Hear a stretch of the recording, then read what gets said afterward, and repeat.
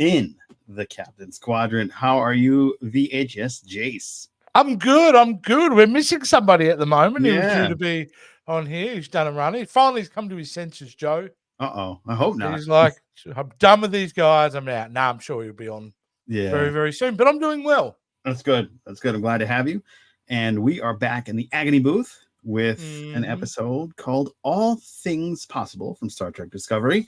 And all is great this week, as at least you and I are here. VHS Jace and Joe Dove in the place to be. The captain and the captain are here in the Captain's Quadrant.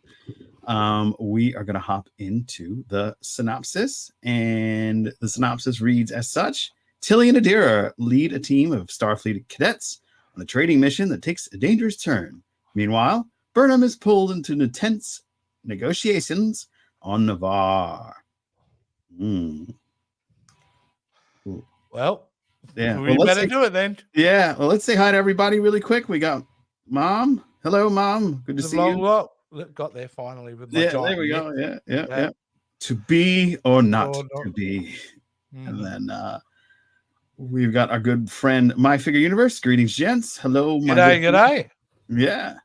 And of course, hello from the moon of Jafar. MFU from the moon of Jafar and Jaral. I am no gent. Okay. So let us hop into WTF Do We Just Watch?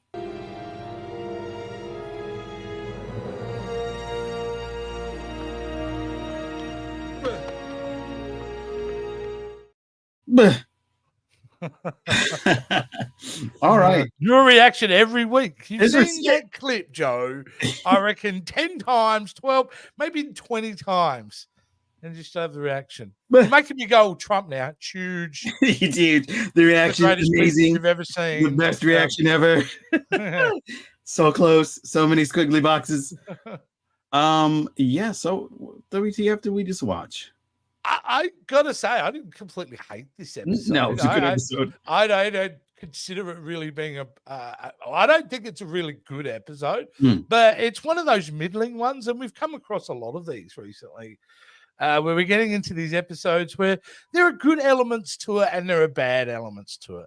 Yeah. The bad, I'll talk about the bad elements when we get to our next segment. But overall, it just gave me a feeling of them trying to put their toe in the water to what's possibly next and to try to create some, I don't know, momentum for season 4, but it was very flat because this is episode 4 of the season. So. Right.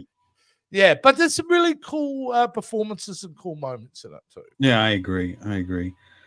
Yeah, it did get a little messy with jumping around back and forth to the plots that were going on. You had the A plot with the cadets, the B plot with Navarre, and the C plot with Book. And it kind of like jumped a bit much. That was a little bit hard to follow at points, but I didn't think it was terrible. This is one of those episodes where it's like, I can see they're putting the groundworks for Starfleet Academy for sure. Like that's what they're trying to do here. They're really trying to set that up. So right, and that is absolutely what they are. Actually, I think they successfully set it up, but they raised the stakes because somebody doesn't make it right away. They had a red shirt, so to speak. We'll talk about that red shirt. The red shirt who dies, right? And his body's just laying there for the place he died, and they go on a whole scene. Yeah, and nobody's addressing it. Hey, maybe we should do something. Move the guy a little bit. I don't know. We're gonna get to know each other a little more first. Yeah, bizarre. Yeah, very that bizarre. was definitely bizarre. Yeah. Ensign dead guy over there is gonna stink up the room, but that's okay. I definitely think that they could have done a lot of maybe adventure with the kids on this. Maybe there was something they needed to get while they were there anyway. That would have been cool, like something rewarding other than we didn't die. You know what I mean? Because there could have been like a higher stakes for them that I thought would have been cool. I did not like the look of that one cadet. The makeup was cool, but it was like horns, and it was kind of like just throw them together. You know what I mean? It just kind of felt weird. Yeah, the makeup. There are issues with the makeup. This episode. And I feel like I'm taking words out of his mouth because he did mention it to me. But Jason had brought up a good point the other day about the makeup with the Orion is off. Yeah. Yeah. It was like, I don't know. It just had come off better in the 90s, believe it or not. Yeah. I think it was too oily. Like they used an oil-based paint. Maybe it's better for the skin of the actor, but it definitely didn't look right. It was very like, oh, what's going on here? So there's definitely that element to it. And even the other cadet that was human, like her hair was so perfectly like almost like a helmet. Yeah. It just didn't really move. Human, though. She was human, but it was very helmety. It wasn't like when we're going down and it didn't move. Yeah, the wig department kind of screwed that bit up too. It was definitely a weird moment. But let us hop into our next segment. Okay.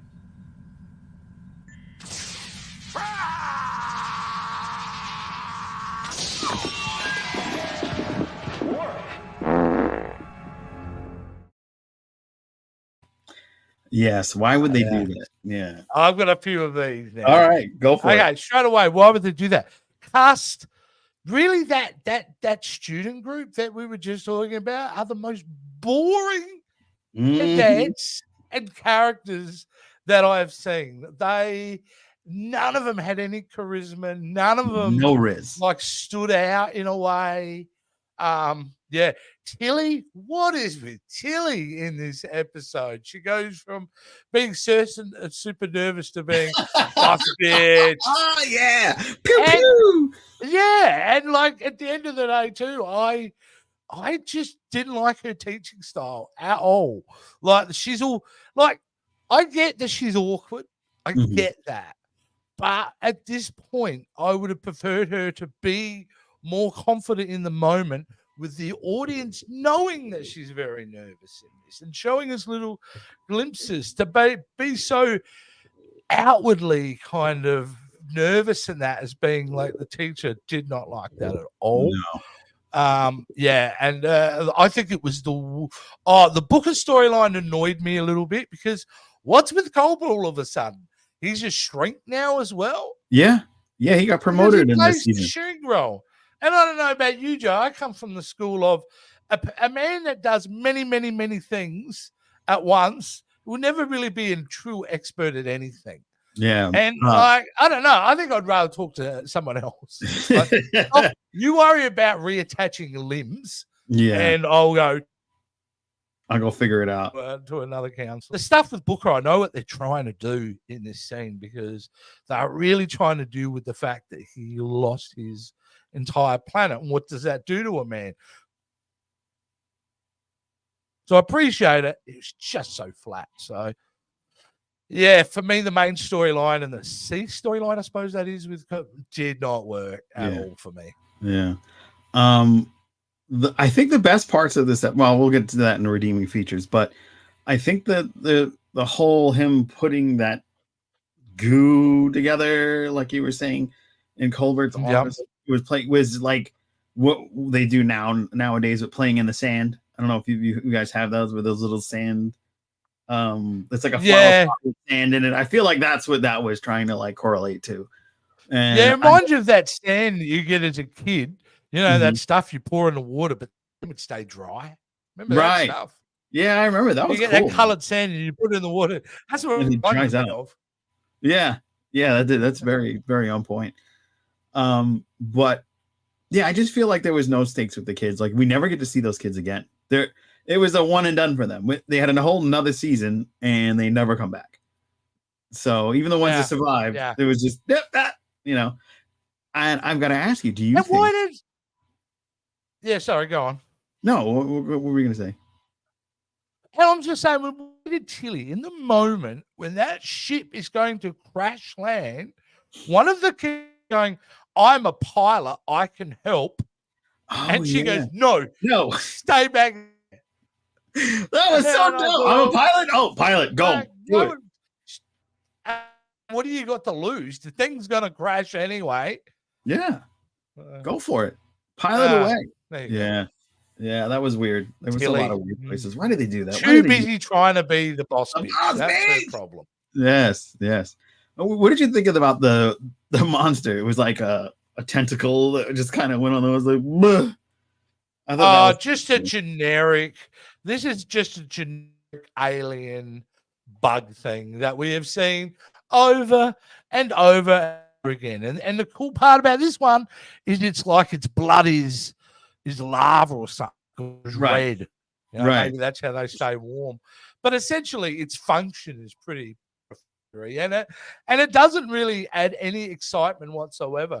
We should be feeling the tension. We should be feeling like, is that thing going to get him? Yeah.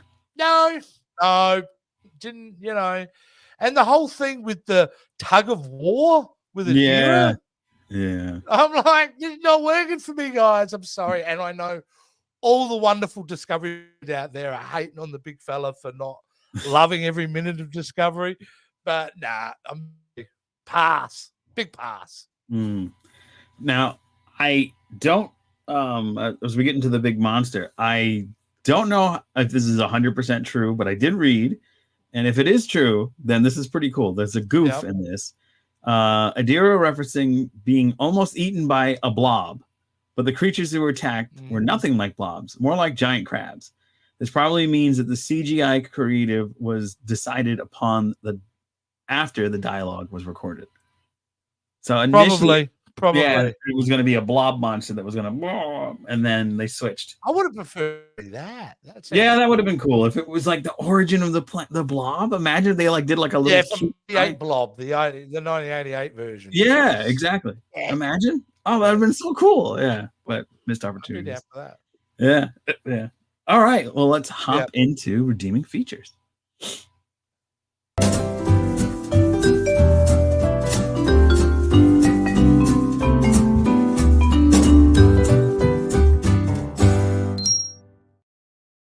Do you think when she's looking at him, she's realizing, oh man, I mated with him? Maybe. Yeah. No, not yet. Oh yeah, it was before or after. I can't remember. Yeah, I can't remember, but I think it was before. And I think I wonder if she's like, oh god, I have space babies with him. Okay, there are some good things in this episode. I really want to.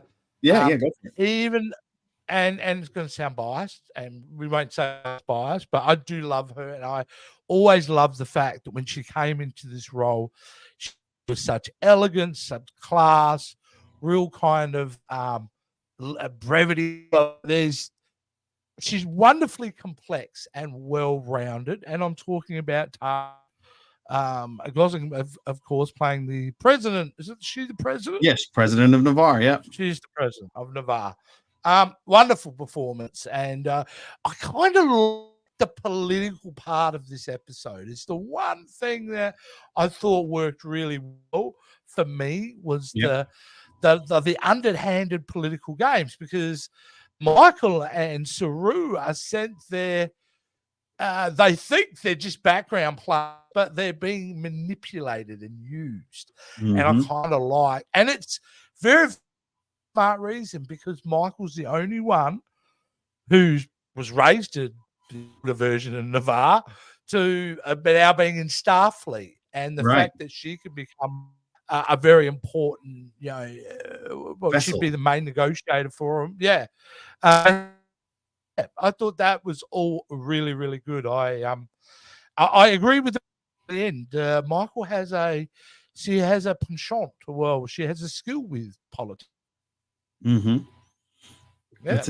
It was amazing that she didn't become like an ambassador later on in the career, because in the full arc of Discovery, she just becomes an admiral and retires and takes Discovery to the edge of the universe and leaves it for the other guy to get from the connected short trek. But that I thought that the political universe that they're building in Star Trek Discovery was amazing, and I really wanted to see more of it, because there was a lot of intrigue to me with the Navarre and like rebuilding Starfleet. I thought that was something they were going to really focus on this whole season, but then you had this, this cryptic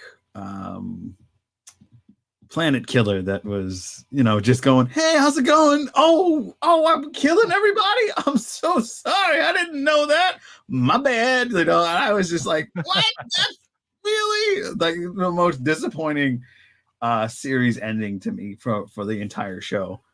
I don't know about you. Yeah, look, honest Star Trek. I know they're doing Starfleet Academy, but would have loved to do like a West Wing style of thing. Now they're rebuilding the Federation. I think Star Trek and politics kind of works, and would love to see that long term. Yeah, me too. Me too. I would love to see, like, I hope in Starfleet Academy the villain, Paul Giamatti's villain, is like another alien species that's kind of like being targeted to join the rejoin or join the Federation, and that's what this whole thing is about, the politics of that, plus the kids going on adventures and maybe him killing some of them by mistake or whatever. But that would be kind of cool. But yeah, I feel like they kind of dropped the ball on this one, not getting more into that kind of whole universe, because that was a big part of the original series. Was, they had negotiations with the Andorians and I can't remember the name of the pig species that they always where's Joe? You need him, mate. Yeah, where's Chase? You need him. You bailed on us this week. But yeah, I feel like those things, those elements would have been a lot better. But one thing I did like with the kids was when the one girl was on the ice and the ice was cracking, she was like, I don't know what to do. I felt that was fun because there was a little bit of a stakes there, because we know as an audience member, well, these guys are not main characters. These are not main cast. They could all die. You know what I mean? It's like, oh, they could all. Yeah, but there's no. The issue I have with that, Joe, is there's no, because they are so bland and so ill-defined as characters, there's no emotional attachment. Right. In fact, I'm opposite. I want them to die at this point because they're bringing nothing to the story. Yeah. That's my problem, because you're right. When those things start to happen, we should be, oh no, no. You should be wanting to root for the safety and root for these new cadets. But I don't care. Nope. I don't care. Nope. They're not great. No, at any moment they were toast, so I figured. And that gives me grave concern for Starfleet Academy. Now, top level casting has been excellent, right? Yeah, Holly Hunter, Paul Giamatti. Marty playing the villain for the season, bringing back Robert Picardo. Yeah, they're putting all the elements back. And even though I was picking on Tilly, I'm rooting. I think she's great. She's clearly a good actress, because it's. I have a problem with the character of Tilly at times, not the actress who plays it. Oh, she's married. But I'm rooting for her as a character. It's the kids, man. They got to cast the kids, man, and they've got to be well rounded. They've got to be well rounded. We need them to be characters that we can really get behind. Yeah, I'm hoping Adira somehow ends up in the show. Because she's a character. She'll show up. She's a character. Yeah, I still think they've mistreated Adira at times, because I do think one of the also strengths of this episode was seeing Gray and Adira together. Yes. I think they had such really good opportunity to do a bit of a long-term relationship story with those two characters. And they kind of don't. Yeah. They don't. You know what I mean? I mean, they don't spend a lot of time together in this season before she goes off, right? Right. Before Gray goes off. They go off. Apologies. Yeah, it was next season. So, yeah, no, I just think that couple I would love to see return. I would love to see recurring characters in Starfleet Academy. Yeah. No, I agree. I hope get them back together. I know we're getting Jet Reno back, which I'm excited for, because I love Jet Reno. Oh, that's amazing. Yeah. She deserves her own show. Yeah, Tig Notaro. I think she should get an engineering. All right, we're going to do 3 episodes of the whole engineering course. You know what I mean? That would be kind of cool.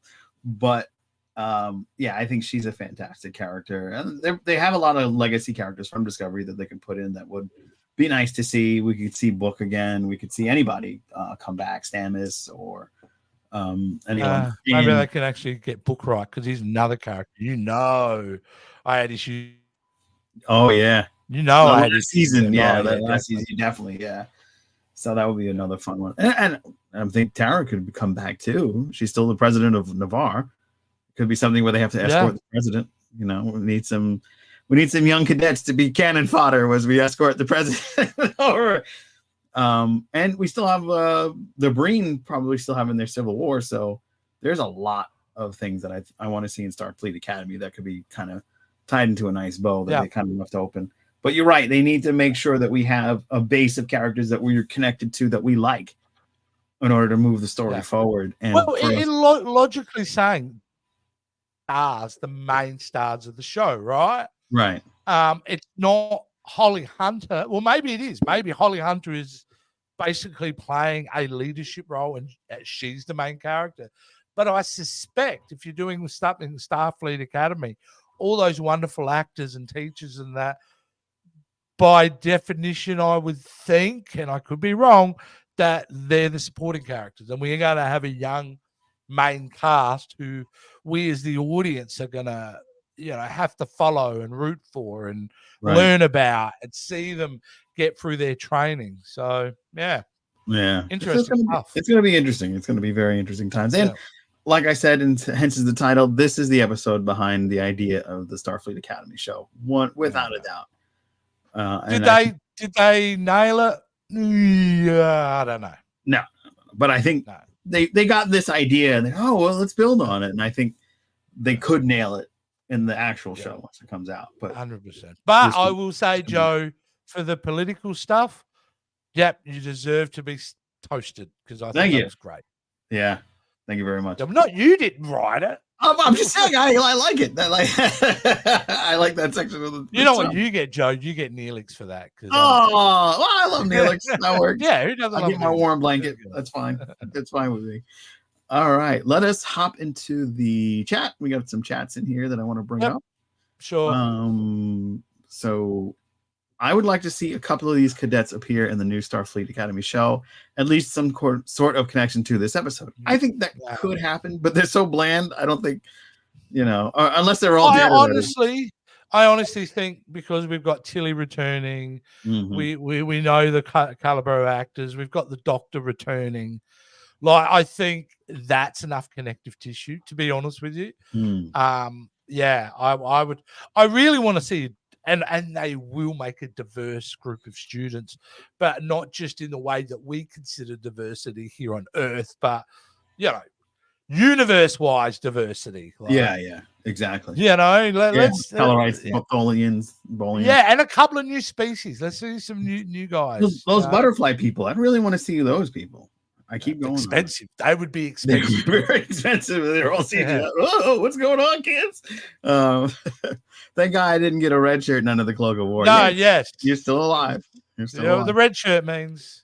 Oh, wow. I almost played an Orion in SNW. That would be cool. Oh, wow. That's interesting. Yeah. See, SNW, we had Orions. We've had Orions, right? Yeah. And they looked cool. There was no problems with it. For this one, I wonder if it was the guy's hair, whether they should have made the hair a different color or something. Yeah, maybe that's what it was.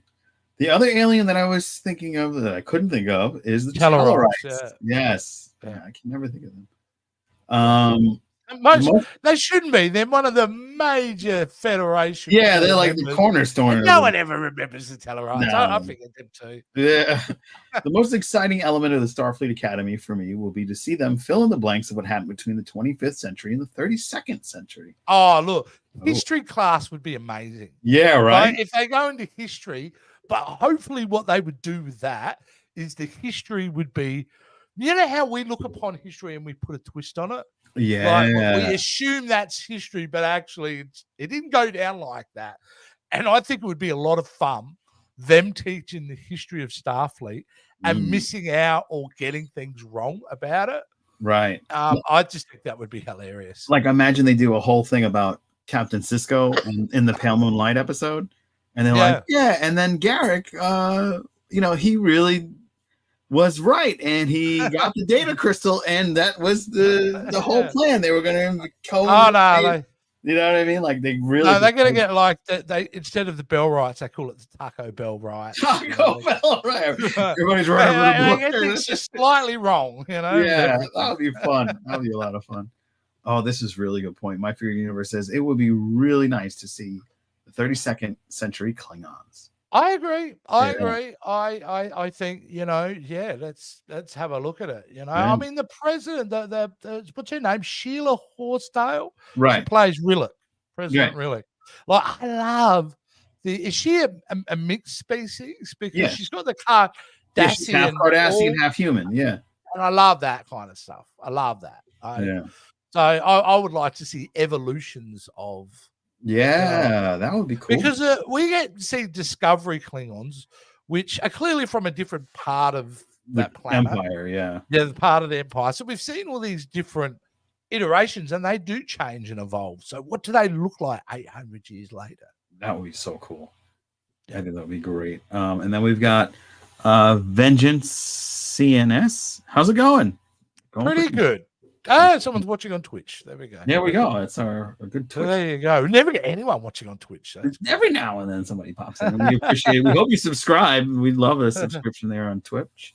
That'd be cool. I'd love to see Michael Dorn play another Klingon. Oh, you and me, mate. You and me both, mate. I would love that because he could do it. He's done it in the past. Let's do that again. Go. Wouldn't it be great to do that? You know what I mean? He can play, and even not everything has to be connective, but it'd be cool to see a relative of one of the major characters from the past. Right. You know what I mean? Like what would it be? Great Times 8, 10 or whatever. Yeah, yeah. A descendant of Janeway or a descendant of. I'd like that. Yeah, I am Dorf, son of Moog. What? That would be cool. I really wish Starfleet Academy would adopt the concept of Bill and Ted's, though, where they just go back in time and take OG characters and bring them forward for their class. I was going to bring up this, and I was going to bring that up in the aftermath. We'll talk about that, yeah. Because it's a character that came up in this one that I'm questioning his motives, because it's like, oh, but you're actually somebody else. So, well, let's do it, Joe. Let's jump into aftermath. Yeah. We were just talking about you. Everybody hates you. Congratulations. Yes. David Cronenberg character that we thought was, what was his name? Kovich. Yes. So Kovich was very big on putting these characters together. And he's always, because we find out who he is at the end. Yeah. It's when you go back and rewatch it, you can see him putting his pieces into place. You also see him be quite manipulative, Father. Yeah. At the beginning of this, because he treats Tilly in a way that he wouldn't talk to Michael like that. He's far more blunt with Michael than he would be with Tilly, but he was handling her, manipulating her to do what, to basically recruit her for the next show. That's his whole purpose. Yeah. So do we think that David Cronenberg's going to show up in Starfleet Academy? Yeah, I think it'd be a big chance that, as long as he's fit and healthy. I know David's getting on in years. I would love to see him drop in. And look, why not start on the first day of class and he does the opening speech to the students? Oh, that would be amazing. Yeah. I don't know where they're going to, and that's what's going to be really fascinating with Starfleet Academy is, where is the entry point into the series? Are we getting in on Tilly's first day? Are we getting in or is it halfway through the year? Or is it's jumped 3 years later? Tilly's well established and right. Like there is. I'm very curious to see what the first episode, how they get in on this series. Yeah. And it's not set to release until next year or the year after? I think it's a 2026 show, Joe. I don't. Really? As far as I'm aware, the only 2 bits of content that we get next year is the next season of Strange New Worlds and Section 31. Wow. So a whole year. Look, I'm not against this concept. I think overall Hollywood in general is doing this, Joe. We've seen it with Marvel slowing down now. We've seen it with Star Wars slowing down. Like, you got to do it. Let's have some anticipation. Yeah. Like, let's, leave gaps between seasons, even though it drives us nuts. It's also really exciting to think, when it does come up, the anticipation is there. You want to see these characters again. So I'm cool with it. Yeah. Cool with it. All right. That works. Works for me. Well, why not? I mean, like, Like, if we get back to back to back series, I think what has been established over the years, and I think Marvel's a good example of, you get fatigue sets in. Yes. And fatigue can be very damaging to a brand where you just go, no, it's another Marvel series. Echo, what the hell's Echo? Okay, it's another. Like, and even Agatha all along, and I know I'm going off a kill here, is suffering early from this too. Really? Yeah, I mean, there's got a lot of mixed reviews so far. So, wow. Yeah, I think Star Trek would be smart. And I don't think it's been a real 100% strategic thing. I think the Paramount issues at the moment have played into why there's going to be a gap. Right. But roll with it and use it to your own advantage would be my approach. Yeah. And especially, why not? Yeah, we have like a whole new leadership taking over, because Skydance bought out Paramount, so this could be a lot of things shaking up the pot, Well, there will, but I still think it is all positives to Star Trek. Oh, yeah. It's all positive because Paramount are not effing with the golden goose. No. And Star Trek has been that little engine that could for 60 years coming up to. So it's always been profitable for Paramount, especially the films and the series. Yeah, we're safe with Star Trek. It's just where they go story-wise directionally, which is going to be interesting. What's the next series after Starfleet Academy? Who knows? They have to boldly go where no Star Trek has gone before.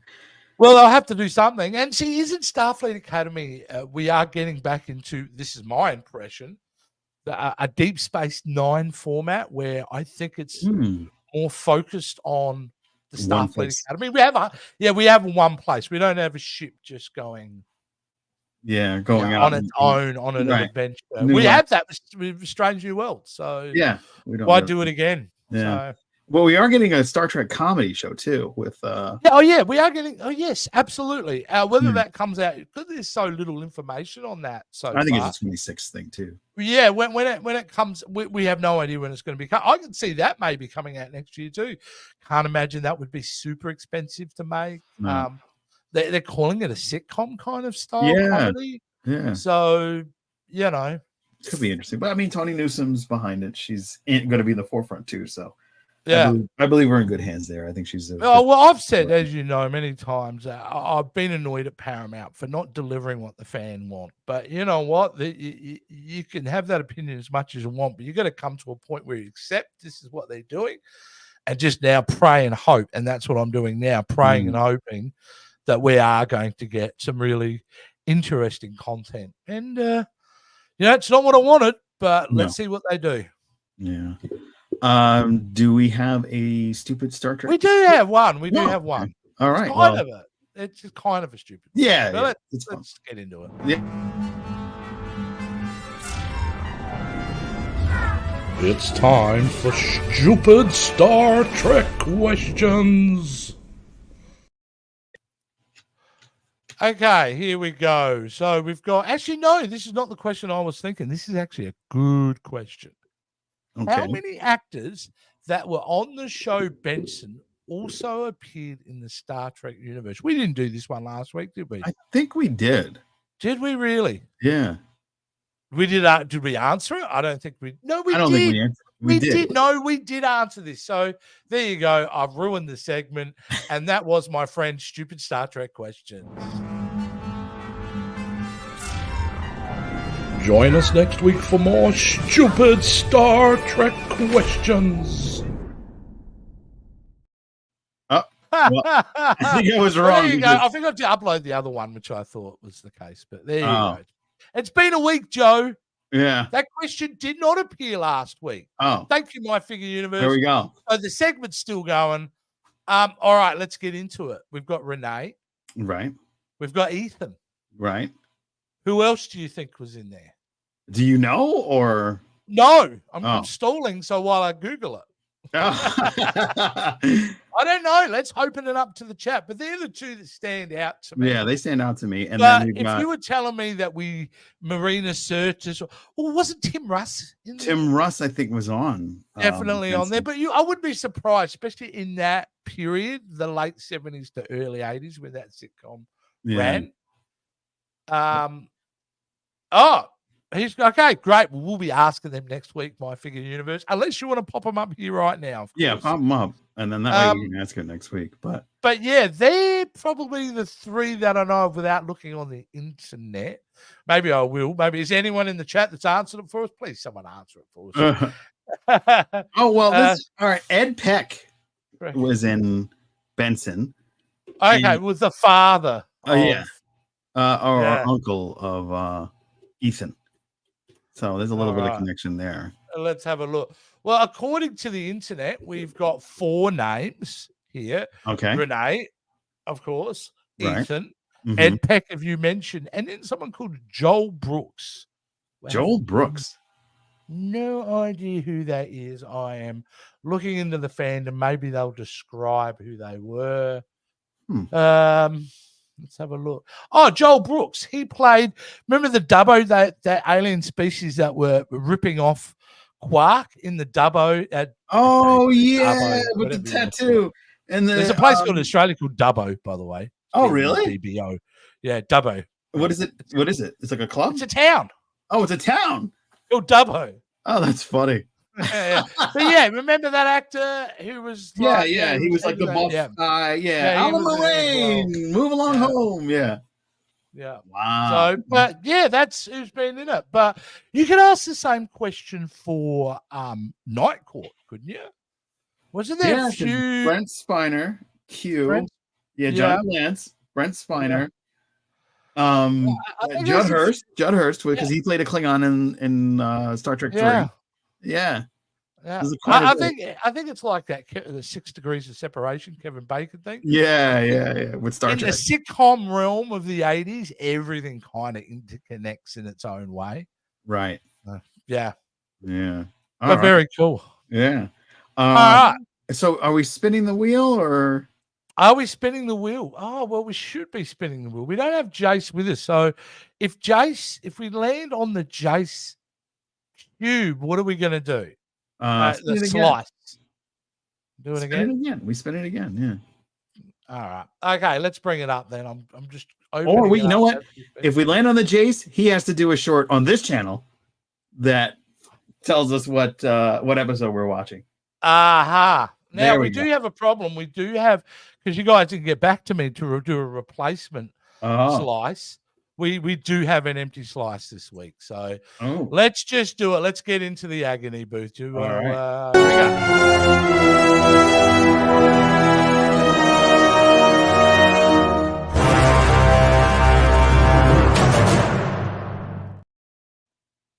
All right, Joe, here we are, mate. Empty. Here we are in the corner, just below the great man himself. Yes, we were just talking about you, Worf. Yeah. So, yeah, as you can see, we've got an empty slice there because hence we were lazy this week and we didn't fill it in. So, I don't know where we're going to end up, but we're going to end up somewhere, all right? If we land on that empty slice, there's going to be another Jason spot. So yeah, there you go. Are we ready, guys? Let's go. Let's do it. Here we go. The week that landed. A little bit wonky, the wheel still. Still got to fix the wonky wheel. Yeah, there we go. Ready? We're going to stop it now. Spin again. No, that's a Jason. That's a Jason. No, well, he's not here, so we've got to spin again. I know, but he has to do a short. All right. No. We won't do a short because he'll forget. No, I'll just bug him until he does it. No. We're going to do Where Silence Has Lease. Oh, I don't remember that one. Oh, the Enterprise encounters a mysterious void in space. And when they move in closer to investigate further, it envelops them and they can't get out. Joe, how can you forget Stretchy Face in space? I don't remember this one at all. You don't remember Where Silence Has Lease? No. Shame on you, shame. Yeah. Oh, Joe, you should remember that. Oh, wow. Look at this. I just watched some Pluto 2 weeks ago. Thanks. There you go. I only watched this recently too, but I'm happy to go watch it again. I'm sorry, Joe. You get the Neelix again.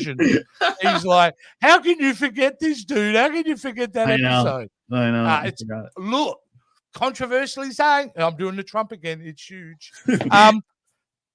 Controversially saying, I like this episode. Really? Enjoy it very much. So I'm going in to be batting for this episode. Look at that. I had a great time the last time I watched it. Huh. All right. So I'm just saying, mate. I'm just saying. So. We're going to have a banger next week because I don't remember this episode. I'll watch it. And if Jason can join us next week, depending on his schedule. And look, it's the Next Gen episode. We haven't done a Next Gen episode. Yeah, I haven't watched Next Gen in a while. Yeah. So this is good. And this is one, I think, in a long time of the Next Gen episodes that I am going to be rooting for, because the other Next Gen episodes have been so awful. I mean, we've done a few season 1 episodes, of course.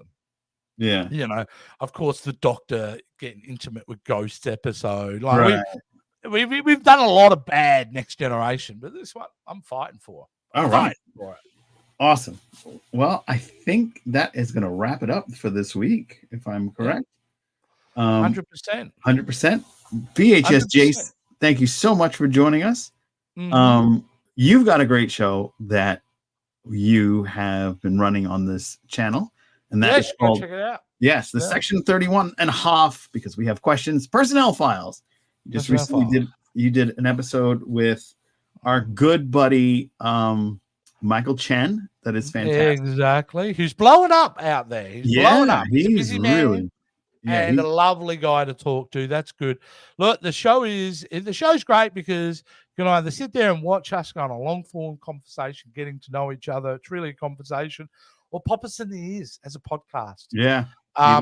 And these guys that I've had on is fascinating. We've got some amazing guests coming up that I'm really focusing at the moment, Joe's getting to know some of the great content creators out there.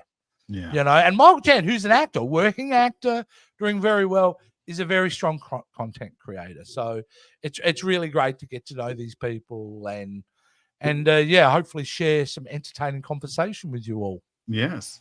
And then we have a special coming, Section 31.5 with Dr. Steven Novick. He is the only actor to have worked with all 5 captains of Star Trek. That's crazy, right? Yeah, that's crazy. There's an asterisk, but it's really an interesting story. So be sure to check that out. That's coming out Tuesday.